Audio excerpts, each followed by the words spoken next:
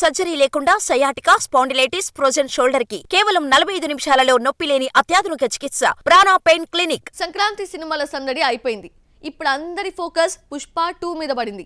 ఈ Friday extra content తో release చేసే సినిమాతో మేకర్స్ కి ఎలాంటి బెనిఫిట్స్ దక్కబోతున్నాయి?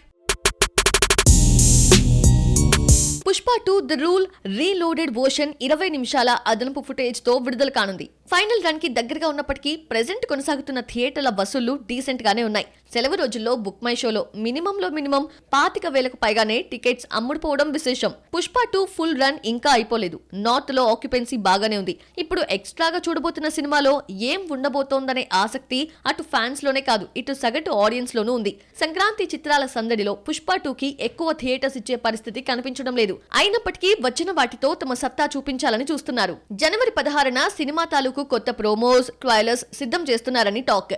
మరీ ముఖ్యంగా హిందీ బెల్ట్ ని ఫోకస్ లో పెట్టుకునే ఈ ఎక్స్ట్రా బిల్డప్ ని సిద్ధం చేస్తున్నారని టాక్.